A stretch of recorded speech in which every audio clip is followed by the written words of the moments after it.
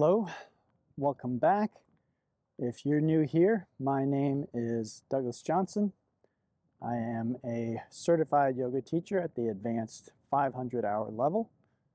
I'm also a musician, kirtan artist, and ordained minister. And today I wanted to talk about getting granular. Before I get into today's talk though, I do want to thank the community that makes these talks possible. They're actually a collaboration or community effort. So the people over on my Patreon page, they make a monthly contribution that allows me to set aside time, energy, and resources to make these talks and provide them without a paywall, which is how I like to teach this kind of spirituality, is without having any kind of a barrier there. So I want to thank them, and if you'd like to become a part of that community, please check out the links below. And if you feel inspired, you could leave a tip one time, a few dollars via PayPal or Venmo if you like. All right, so let's get into today's talk, getting granular. So this is something that I've probably spoken about or covered in other talks because it comes up a lot and it's relevant a lot. But today I really want to emphasize this point, and that is really getting into the minutia of what is creating your suffering. I think a lot of times we might say things like, well, I'm suffering because I don't have enough money, or I'm suffering because I want a romantic partner, or I'm suffering because I don't feel loved. Well, that's all fine and good, but those are very broad, abstract concepts. And in my experience, it's not actually what's causing the suffering. So if we actually look in a moment where we feel we are suffering, what we'll usually find is there's something going on in our body. We feel a contraction or a pain or a feeling that makes us conclude mentally that something isn't right, something is wrong, something needs to change. And so that could be any myriad of things. Most people, they don't pay attention to these things. They just will slap a label on it. I'm sad, or I feel anxious, or I have no hope. These are the types of things we'll often say as human beings, and the reason we're saying it is because we're feeling something in our body. So this is the first step to really getting granular, is stopping and really paying attention, like, what is it in this moment that I don't like? And one way that I've given to my people I work with over the years is, what is standing between me and perfect peace in this moment, if anything? So if the answer is nothing, then I don't think we can really honestly say we're suffering. Okay, in this moment, what is standing between me and perfect peace? Now, a very important concept, and I think anyone who's watched some of my videos knows this, is the type of spirituality we're talking about here, non-dualism, really deep work, requires us to leave behind future and past. We can't think about the future and past in these very abstract terms. Oh, I want to be more successful. In my experience, really deep spirituality is always about this moment, right? Eckhart Tolle wrote a whole book about the power of now. So this is about changing our experience right here and right now, even if it's something that we think needs to change in the future or something that happened in the past. We really want to measure our success by what is happening right now. So this is how we also diagnose the problem, if you will. Oh, I don't feel loved. Okay, so what is happening right now that is telling you that you don't feel loved. Now, as I already mentioned, usually as human beings, we're motivated by how we feel. The most logical person is still motivated by how they feel. They just may not have emotions that are very erratic. They might have emotions that are very steady and slow moving, but they're still going to be motivated by how they feel. I don't care what they say. So if we don't feel loved, that could be just something that we're feeling in our body. It could be a story that we're telling ourselves that is triggering that feeling in our body. And so we want to look at those things. Again, mind and body are really one. You could say they're two sides of the same coin, and they're interacting all the time. So something might happen. My parents might treat me in a certain way, or perhaps my partner does something, or someone breaks up with me, whatever it might be, and I might have the feeling of being lonely and being left alone and not being loved, and that might trigger. It can work both ways, honestly. The feeling can trigger the thought, oh, I'm not lovable, or I'm all alone. Or it could be the other way around. We can have these events happen and we might think, oh, I'm unlovable. See, this is what happened when I was young. And some of this can actually be quite unconscious, just so you know. These aren't necessarily conscious thoughts that you're going to have. That's why how we feel is a very good barometer for what we really believe. We can tell ourselves stories all day long about what we believe, but how we feel is going to actually communicate what is believed on the unconscious or subconscious level. So that's why it's a very good barometer for what's going on with us. So in this moment, again, what is creating suffering for me in this very moment? And again, getting granular means not saying, oh, well, I lost my job. Yes, in the broader perspective, that might have triggered something in your body, but that's not causing your suffering, right? Because you could lose your job and immediately get another job, and then you'd be happy, or get an even better job, right? And so, or win the lottery, and then you don't care that you lost your job, right? There's something else going on. So this is where we really have to pay attention to the story and to what we're feeling in our bodies. So, oh, I lost my job.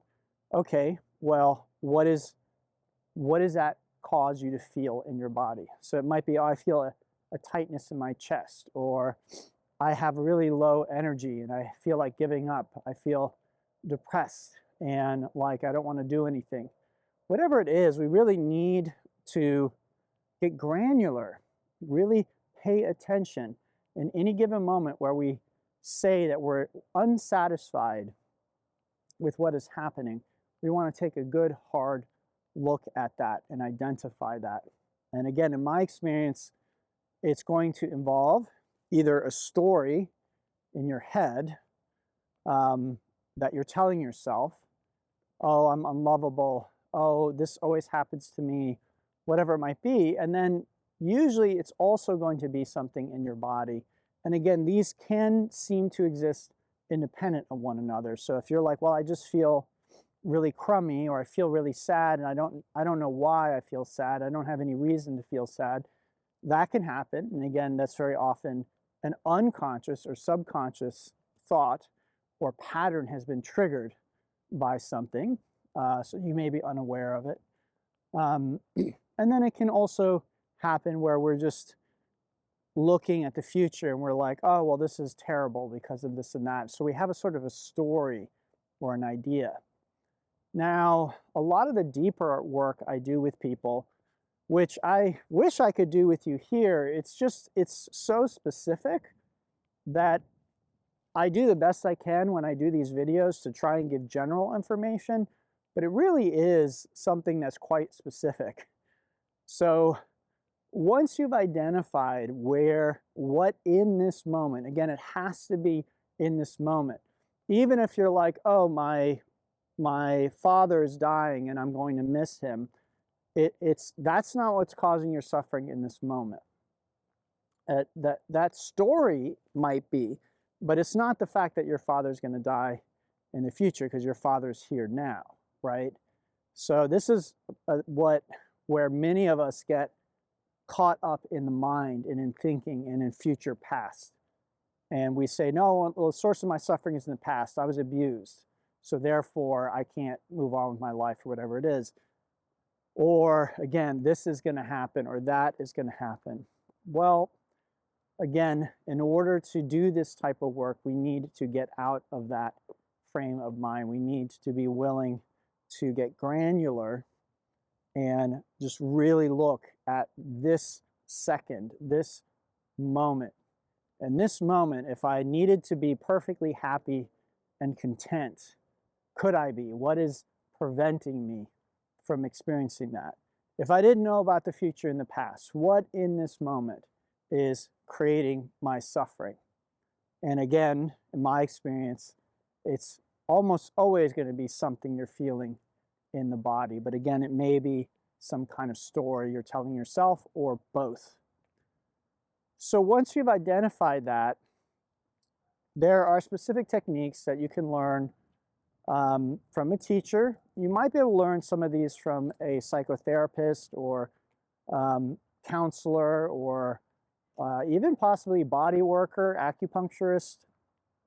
There are different ways of working with the mind and the body. But basically what you want to do is dissolve or unwind whatever it is that you find. So one technique that I've taught here before, and I teach to many people, is again to be still with it, to allow it, to welcome it, to be curious about it, to feel it fully. Because what Jung said, Carl Jung, the psychologist, what we resist persists. And this is absolutely true in my experience.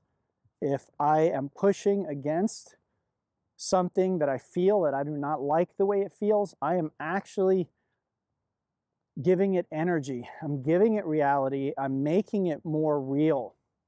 In manifestation, there's a lot of emphasis given to not making things in your reality, not giving them power, not giving them reality in a sense, and taking that power away by not being afraid of them, not thinking about them, not worrying about them.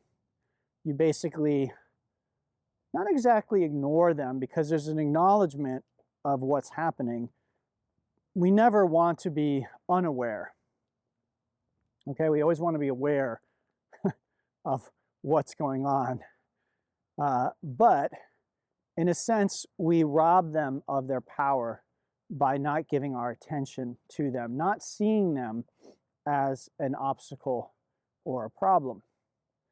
So same with the stories in our mind. So we unwinding energies, we can do that. And then the stories, very often doing mindfulness practices and meditating and studying the great wisdom traditions. These all, in my experience, have teachings that help us recognize the limitation of our own thoughts and beliefs and ideas, and emphasize the power of faith. And so doing those types of practices, questioning our thoughts, questioning our beliefs. We've all been wrong before, right? We've all believed something and then discovered later that, oh, I was mistaken about that thing. And this is much more true than we might realize. So the belief that, oh, I know my life will continue as it is. I know I will never have the job that I want. I know that I will never achieve my goals. I know that I will never find happiness. These sorts of beliefs, we have to know how to unwind them. And again, if I were working with you one-on-one, it'd be a very specific way that we do that. But however you do it, however you find the method, Byron Katie has a great free method that you can look up called The Work. where you go through questioning your beliefs. This is one way. It's not the only way, but it's one way. It's a very powerful way. So again, if you can't work with a teacher one-on-one, or you don't want to, this would be one way that you can do that. But again, in my experience, both sides need to be addressed, because usually there's both. That's, in my experience, what I find.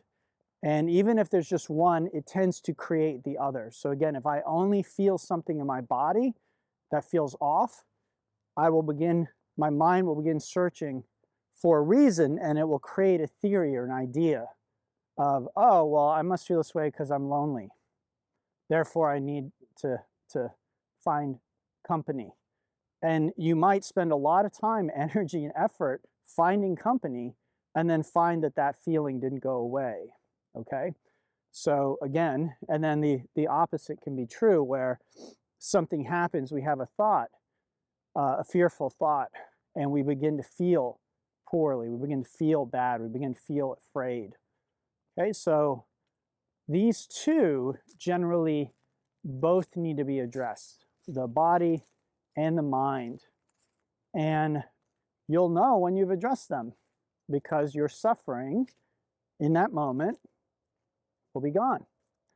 It doesn't mean you're going to be, woohoo, I'm so happy, I just want to jump up and down. You might, but you might also just feel a sense of peace, a sense of contentment, a sense of well-being.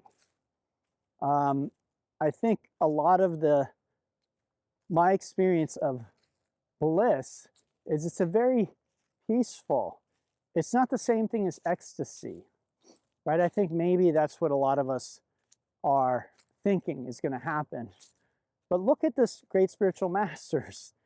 They weren't jumping around. They weren't necessarily going to a rave. They weren't doing cartwheels. There was a calm centeredness and presence. And yes, they may have exuded joy and love and peace, but it's a very steady, calm, blissful place. And I'm not saying there's anything wrong with dancing, going to raves, doing all kinds of stuff. It's perfectly fine. But I'm just using them as an example of, where does this path lead us? What is this path about?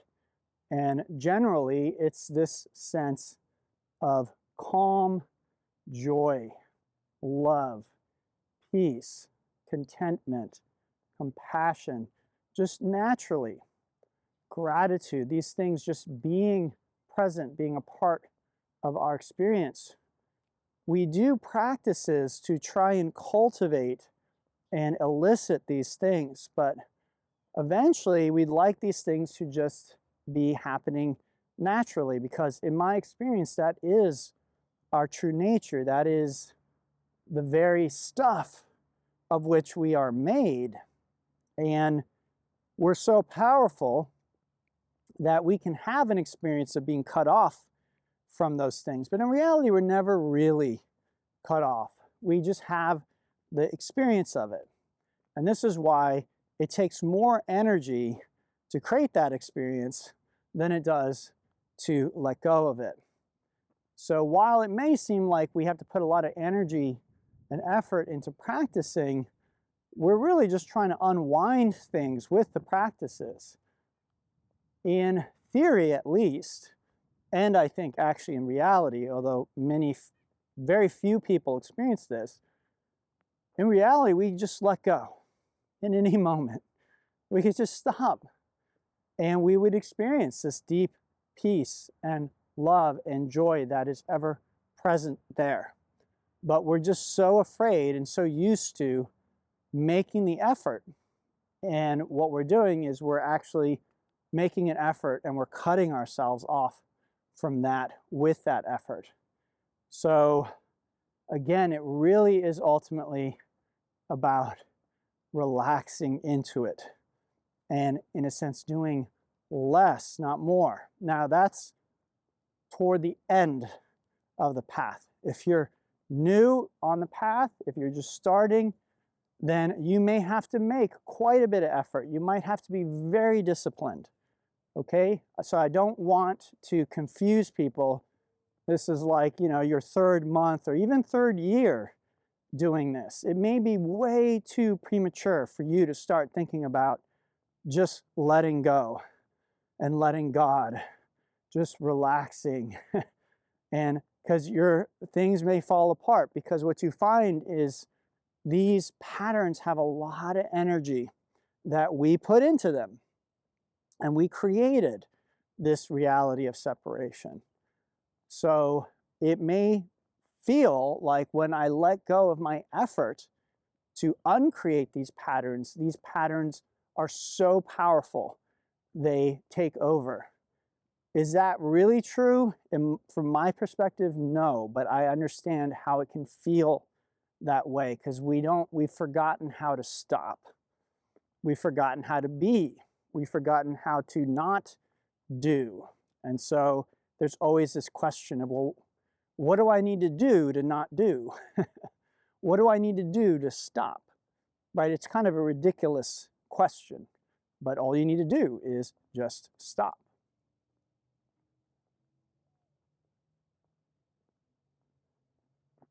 So I hope this was helpful. Getting granular, really stopping in the moment and trying to identify what is it in this moment that I'm feeling or thinking that is creating this cycle of suffering. Now, I do want to say that this may be something, if there's a lot of energy and a lot of pattern energy, thought pattern, emotional pattern invested in that, then it may take a while to unwind. So I don't want to give you the impression that you can sit down in this moment and necessarily unwind all of it.